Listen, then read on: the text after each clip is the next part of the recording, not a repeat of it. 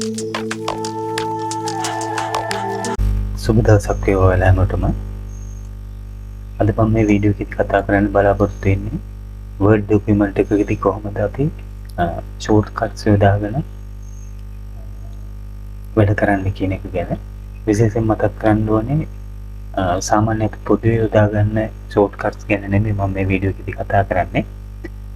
ඒ හින්දා මේ වීඩියෝ එක ඉවර වෙනකම් බලන්න කියලා මතක් කරනවා. අපි බලමු වීඩියෝ එකට ගිහිල්ලා කොහොමද ඒවා යොදාගන්නේ කියලා.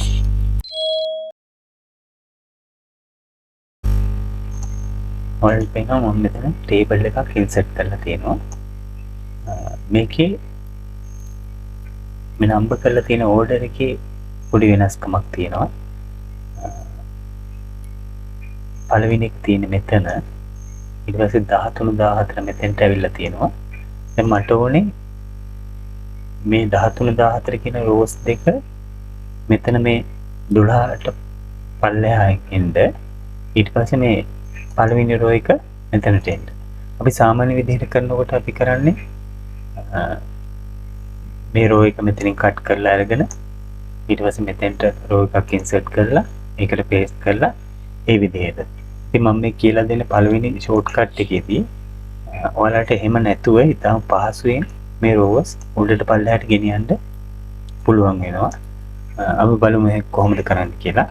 දැන් අපිට මූව් කරන්න ඕනේ රෝ එකේ කර්සර් එක ගිහිල්ලා තියෙනවා මෙහෙම පළවෙනියට.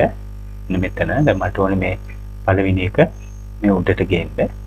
ඒතකොට මම මෙතන කර්සර් එක තියලා කීබෝඩ් එකේ Alt key එකයි Shift key එකයි ප්‍රෙස් කරගෙන මේ arrow keys වල up arrow එක මෙහෙම උඩට මෙහෙම ප්‍රෙස් කරගෙන පුළුවන් මෙතෙන්ට මෙහෙම ගේන්න. දැන් මගේ පළවෙනි රෝ එක මෙතෙන්ට මෙහෙම ආවා. ඊට පස්සේ මට මේ රෝස් දෙක ඕනේ 12ට පස්සේ 13 14 වෙනි විදියට දාන්න. ඒතර මම මේ රෝස් දෙක සිලෙක්ට් කරා. ඊට පස්සේ ආයෙත් කීබෝඩ් එකේ Alt key එකයි Shift key එකයි ප්‍රෙස් කරගෙන down arrow එක පහතට තියෙන ඉතලේ මේ විදියට ප්‍රෙස් කර කර මෙන්න මෙහෙම උඩට පහළට ගේන්න පුළුවන්. අපිට අදාළ තැනට ආපුවාම නවත්තනවා ඒක. එතකොට දැන් මේ ඕඩර් එක හරියට පිළිවෙලට ආවා. දැන් මේක ඊටාම පහසු ක්‍රමයක් ඔයාලට. දැන් මේ වෙන ඕන එකක් අපිට ඕන රෝස් ප්‍රමාණය සිලෙක්ට් කරා. කීබෝඩ් එකේ Alt key එකයි Shift key එකයි ප්‍රෙස් කරගත්තා. උඩට නම් ගෙනියන්න ඕනේ up arrow එක, පහළට නම් down arrow එක. මෙහෙම ප්‍රෙස් කරගෙන උඩට පල්ලෙහාට මෙහෙම අපිට move කරන්න පුළුවන්. ඉතින් ඒක තමයි පළවෙනි ෂෝට්කට් එක. ඉතින් මේක ඔයාලට ගොඩක් වැදගත් වෙයි. අපි බලමු ඊළඟ ෂෝට්කට් එක මොකක්ද කියලා.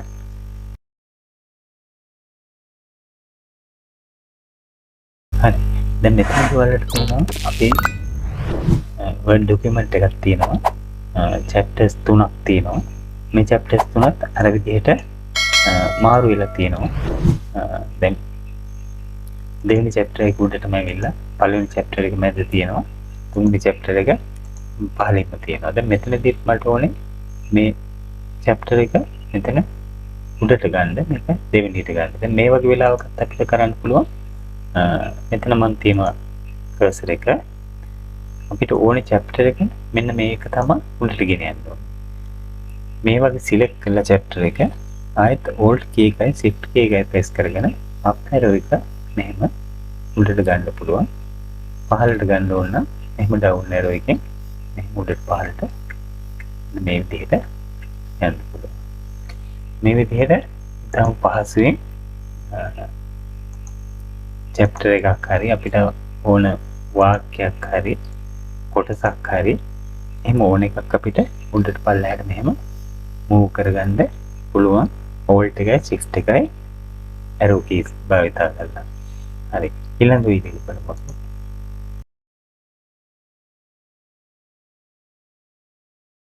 හොඳයි අපි මේ ෂෝට්කට් එකේදී බලමු කොහොමද අපි ડોකියුමන්ට් එකකට දීලා තියෙන ෆෝමැටින්ග්ස් ටික රිමූව් කරගන්නේ කියලා. එහෙම නැත්නම් ડોකියුමන්ට් එක ක්ලියර් කරගන්න. මේ ෆෝමැටින්ග්ස් ටික නැතුව මේ විදිහ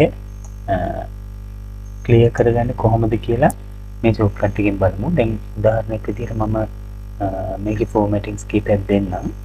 දැන් අපි හිතමු මම මේ ටික බෝල්ඩ් කරලා ඉටලික් කරලා අන්ඩර්ලයින් කරා කියලා.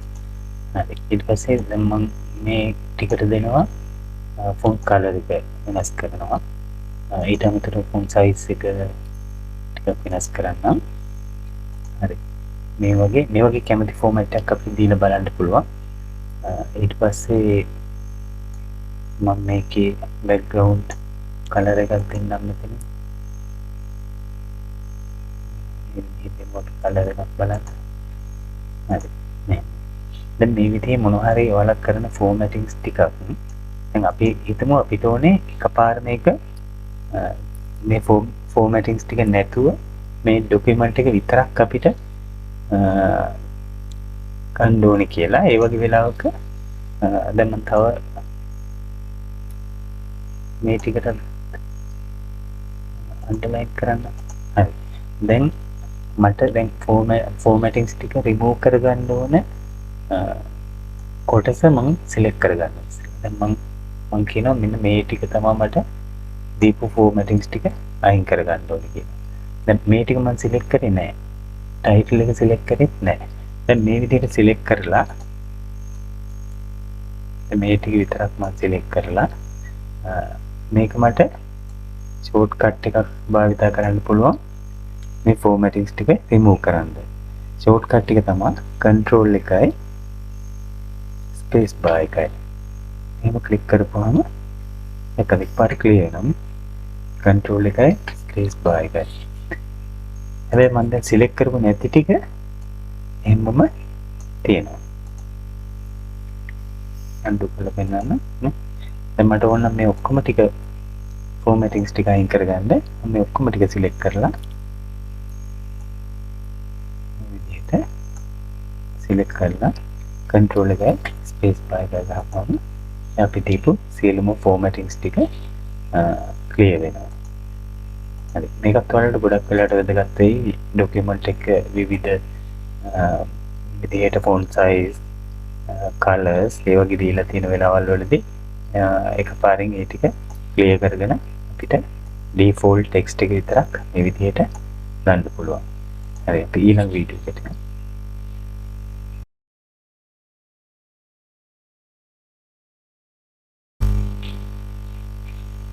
හරි. මේ ෂෝට්කට් එකේදී මම කියලා දෙන්න බලාපොරොත්තු වෙන්නේ සෙපරේටර්ස් ගැන. අපි සෙපරේටර්ස් කියන්නේ දැන් සාමාන්‍ය අපි හිතමු මේ වගේ මාතෘකාවක් තියෙනවා. මේ මාතෘකාවයි මේ පැරග්‍රාෆ් එකයි අතර වෙන් කරනවා. අපි මෙහෙම අන්ඩර්ලයින් එක. එහෙම නැත්නම් මේ ඡේද දෙකක් අතර. ඒ වගේ අපි මේ කොටස වෙන් කරන රේඛාවට තමයි අපි සෙපරේට් එකක් කියන්නේ. ඉතින් අපි බලමු ෂෝට්කට් එකකින් කොහොමද ඒක කරන්නේ කියලා. දැන් ඔයාලට පුළුවන් දැන් අපි හිතමු උදාහරණයක් විදිහට මේ මාතෘකාව ඇටට මට ඕනේ ඉරකින් මෙහෙම වෙන් කරන්න. ඒ වෙලාවට මට පුළුවන් කීබෝඩ් එකේ මේ මයිනස් කී එක තියෙන තුන් පාරක් ප්‍රෙස් කරලා කීබෝඩ් එකේ එන්ටර් කී එක මෙහෙම ප්‍රෙස් කරන්න. එතකොට ඔයාලට පේනවා දෙකටම අන්ඩර්ලයින් එකක් මේ විදිහට වෙන් වුණා. දැන් මේ දෙක සෙපරේට් වුණා. ඊට අමතරව මේ සෙපරේට් එක මේකේ thickness එක ටිකක් අඩුවට එන්නේ. මීට වැඩි thickness එකක් ඕන සෙපරේට් එකක් මට යූස් කරන්න ඕන නම් අපි හිතමු මෙතන උදාහරණයක් විදිහට මේ දෙක අතර මෙතනදී මට පුළුවන් equal sign එක සමාන ලකුණ තුන් පාරක් මෙහෙම ටයිප් කරලා කීබෝඩ් එකේ enter key එක ප්‍රෙස් කරන්න. එතකොට ඔයාලට පේනවා මේ සෙපරේටර් එකයි මේකයි අතර වෙනසක් තියෙනවා thickness එකේ. ඊළඟට මට පුළුවන් අපි හිතමු මේ පැරග්‍රාෆ් දෙක අතරට මට ඕනේ සෙපරේටර් එකක් කියලා. එතකොට මට පුළුවන් මේ කීබෝඩ් එකේ තියෙන මේ හැෂ් ලකුණ මේක තුන් පාරක් ප්‍රෙස් කරලා කීබෝඩ් එකේ enter key එක ප්‍රෙස් කරන්න. එතකොට ඔයාලට පේනවා මේ දෙකටම වැඩි thickness එක වැඩි ලයින් එකක් මෙතන draw වෙනවා. ඊළඟට මට ඕන පුළුවන් කීබෝඩ් එකේ asterisk එක මේක තුන් පාරක් ප්‍රෙස් කරලා කීබෝඩ් එකේ enter key එක ප්‍රෙස් කරන්න. මෙතෙන්දී ඔයාලට පේනවා මේ කඩ ඉරක් පිටිරක් මෙතෙන්ට මේ විදිහට එනවා. ඉතින් ඔයාලට මේ විදිහේ සෙපරේටර්ස් යොදා ගන්න පුළුවන්. තම සරල ක්‍රමයක් තියෙන්නේ. ෆෝමැට් කරන්න වෙන ගොඩක් කල් ගත කරන්න ඕනේ මේවට. මේ ක්‍රමෙන් ඔයාලට පුළුවන් මේ විදිහේ සෙපරේටර්ස් වලින් ඔයාලගේ ડોකියුමන්ට් එකේ වෙන් කරගන්න ඕන තැන් වෙන් කරගන්න. හරි අපි ඊළඟ ෂෝට්කට් එක බලමු.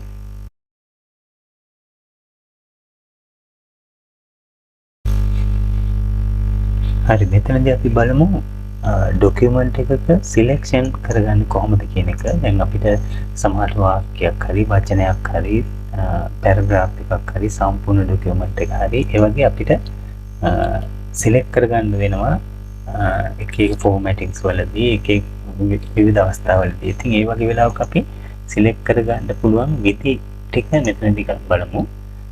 ඔයාලා දන්නවා සාමාන්‍යයෙන් අපි වචනයක් උඩ මෙහෙම ඩබල් ක්ලික් කරොත් මේ වචනේ සිලෙක්ට් වෙනවා. ඊට අමතරව තුන් පාරක් අපි මෙතන ඡේදයක් මැද අපි තුන් පාරක් ක්ලික් කරොත් මෙන්න මෙහෙම ඡේදයක් සිලෙක්ට් වෙනවා. ඊට අමතරව අපිට මේ කර්සර් එක මෙහෙම මෙන්න මේ කොනට ගෙනල්ලා මෙන්න මේ ඇරෝ එකක් විදිහට සිලෙක්ට් වුණාම එකපාරක් අපි ක්ලික් කරපුවාම එක ලයින් එකක් සිලෙක්ට් වෙනවා. මෙහෙම අපිට ඕනනම් සිලෙක්ට් කරන්න පුළුවන් සම්පූර්ණ ලයින් එක ඩ්‍රෝ කරලා. ඊට අමතරව අපිට පුළුවන් කර්සර් එක මෙතන තියලා අපිට සිලෙක්ට් කරගන්න ඕන තැනට එනකන් shift එක press කරගෙන අපි හිතමු මෙතෙන්ට කියලා මෙතෙන්ට ඇවිල්ලා shift එක press කරගෙන මෙතෙන්ට ඇවිල්ලා ක්ලික් කරපුවාම මේ ටික විතරක් සිලෙක්ට් වෙනවා. ඊට අමතරව අපිට සිලෙක්ෂන් විදිහක් තියෙනවා. අපි හිතමු දැන් තැනින් තැන අපි මේ හැම වාක්‍යයකම අපිට මුල් වචනේ විතරක් සිලෙක්ට් කරගන්න ඕනේ කියලා. එහෙම වුණොත් අපිට පුළුවන් මේ වාක්‍ය පළවෙනි සිලෙක්ට් මේ වචනේ පළවෙනි සිලෙක්ට් කරගන්නවා. කීබෝඩ් එකේ control key එක press කරගන්නවා. ඊට පස්සේ අපි ඊළඟ වාක්‍ය මුල් වචනයට යනවා. එහෙම ක්ලික් කරන ඕන ප්‍රමාණය අපි ඊට පස්සේ control එක press කරගෙනම ඒ වගේ හැම අපිට ඕන වෙන හැම තැනකටම මෙහෙ ගිහිල්ලා අපිට පුළුවන් ඕන තැන් වලින් මෙහෙම සිලෙක්ට් කරගන්න. දැන් මෙහෙම කරලා අපිට ඕන ෆෝමැටින් එකක් දෙන්න පුළුවන්. ඊට පස්සේ උදාහරණයක් විදිහට දෙන්න පුළුවන්. ඒ වගේ අපිට තැන් වලින් සිලෙක්ට් කරගන්නවා නම් එහෙම සිලෙක්ට් කරගෙන කීබෝඩ් එකේ control key එක press කරගෙන අපිට ඕන ටික විතරක් මෙහෙම සිලෙක්ට් කරගන්න මෙහෙම හැකියාව තියෙනවා ඕන තැනක. ඊට පස්සේ තව සිලෙක්ෂන් විදිහක් තියෙනවා. ඒක තමයි දැන් අපි හිතමු දැන් අපිට සිලෙක්ට් කරන්න පුළුවන් එක්ක මේ අතට සිලෙක්ට් කරන්න පුළුවන්. එහෙම නැත්නම් මෙහෙම පහළට සිලෙක්ට් කරන්න පුළුවන්. අපි හිතමු අපිට ඕනේ මෙන්න මේ වගේ ප්‍රමාණයක මේ කොටස විතරක් සිලෙක්ට් කරගන්න. දැන් ඒ වගේ අවස්ථාවක කොහොමද කරන්න කියලා මම කියලා දෙන්නම්. ඒ වගේ වෙලාවට අපි කරන්න ඕනේ කීබෝඩ් එකේ alt key එක press කරගෙන මෙන්න මෙහෙම අපිට ඕන ප්‍රමාණය මෙන්න මෙහෙම අපිට සිලෙක්ට් කරන්න පුළුවන්. අපි මේ alt key එක අතහැරියොත් එහෙම මෙහෙම අපි මේ සිලෙක්ට් කරන්න මෙහෙම අපිට එහෙම කරන්න බෑ. මෙහෙම සම්පූර්ණ ටික තමයි සිලෙක්ට් වෙන්නේ. alt key එක press කරගත්තාම මේ විදිහට අපිට ඕන ටික විතරක් මෙහෙම සිලෙක්ට් කරලා මේකට ඕන ෆෝමැටින් එකක් දෙන්න පුළුවන්. හරි. අපි බලමු ඊළඟ ෂෝට්කට් එක මොකක්ද කියලා.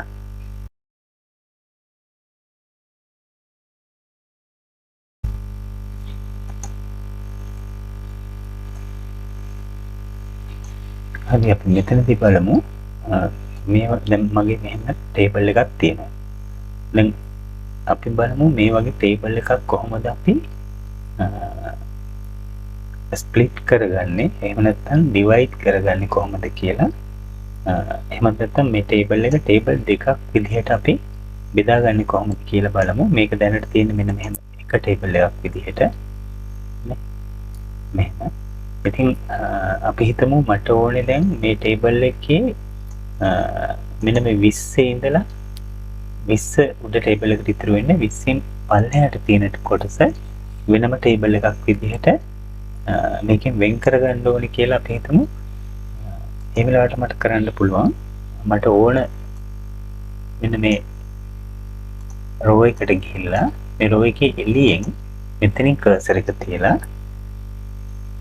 කීබෝඩ් එකේ control එකයි shift එකයි press කරගෙන එහෙම enter key එක ගන්න. දැන් මෙතන මේක එක ටේබල් එකක් මේක තව ටේබල් එකක් විදිහට වෙන් වෙලා තියෙනවා. දැන් ඔයාලට පේනවා මම select කරොත් මෙතනින් එහාට වෙනම ටේබල් එකක්. දැන් මට මේක ඕන නම් enter key එක press කරලා වෙනම page එකක් විදිහට පහළ පිටුවට ගන්න පුළුවන්. එහෙම මාතෘකාවක් ඕන නම් මේක වෙනම කොපි කරලා හරි දාගන්න පුළුවන්. මෙතෙන්ට මෙහෙම paste කරගන්න පුළුවන් මේ මාතෘකාව. හරි එහෙම කරපුවාම මේක වෙනම ටේබල් එකක්. මේක දැන් වෙනම ටේබල් එකක්. ඉතින් මේ වගේ මේ ෂෝට්කට් වලින් ඊටාම පහසුවෙන් අපේ Word document එකක වැඩ කරනකොට පහසුවෙන් කරගන්න පුළුවන්. මම හිතන්නේ ඔයාලට මේක ගොඩක් වෙලාවට වැදගත් වෙයි මේ ෂෝට්කට් කීපය මතක තියාගන්න එක. ඉතින් අද වීඩියෝ එකෙන් මම කතා කරන්න බලාපොරොත්තු වෙන්නේ එච්චරයි. ආයෙත් අලුත් වීඩියෝ එකකින් හමු වෙමු. සියලු දෙනාටම සුබ දවසක්.